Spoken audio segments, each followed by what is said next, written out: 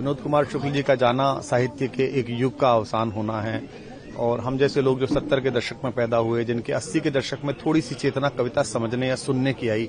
उनके लिए जो हिंदी के मानक नाम थे, जिनको सुनना, जिनको पढ़ना अपने आप में बहुत अद्भुत था। और हिंदी की कविता में या कला के क्षेत्र में साधक प्रवृत्ति जो लुप्त प्राय हो रही है, जहां एकांत में अपने कोने में सामाजिक ताने बाने से प्रचार परांगमुख होकर लिखते पढ़ते रहना, अपनी बात कहते रहना और उसे जगत में छोड़ देना बिना ये सोचे समझे कि इसे स्वीकृति मिलेगी नहीं मिलेगी, उस प्रक्रिया के आखिरी नामों में विनोद कुमार शुक्ल थे। हमें आशा थी कि वे स्वास्थ्य लाभ कर लेंगे। पीछे प्रधानमंत्री जी ने भी उनका हालचाल पूछा था और मुख्यमंत्री जब गए थे तो मैंने मुख्यमंत्री जी को भी फोन करके पूछा था कि उनका स्वास्थ्य कैसा है, और हमें लगता था कि साहित्य उत्सव जो जनवरी में होगा उसके समय पर उनके दर्शन होंगे, उनसे अध्यक्षता या वे उद्घाटन करेंगे, लेकिन वे अपनी अंतिम यात्रा पर चले गए। हिंदी का एक बहुत बड़ा प्रतीक पुरुष विदा हुआ है।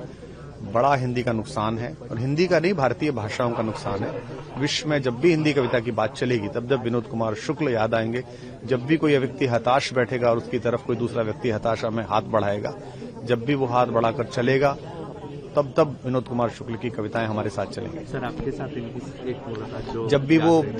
किसी कार्यक्रम में, दिल्ली के साहित्य के कार्यक्रम में आए, तो हम लोगों ने बिल्कुल विद्यार्थी की तरह पीछे बैठ के उन्हें सुना, उनको जाना, उनकी कविताओं को हमने हंस के माध्यम से, फाकी के माध्यम से, अन्य ग्रंथ पत्रिकाओं के माध्यम से अनवरत पढ़ा। तो एक स्टार के साथ जो एक प्रशंसक का, फैन का संबंध होता है, मेरा संबंध केवल इतना रहा, कवि के रूप में नहीं। मेरा संबंध रहा कि एक पाठक जो एक अपने समय के कवि की आभा से चकाचौंध होता है,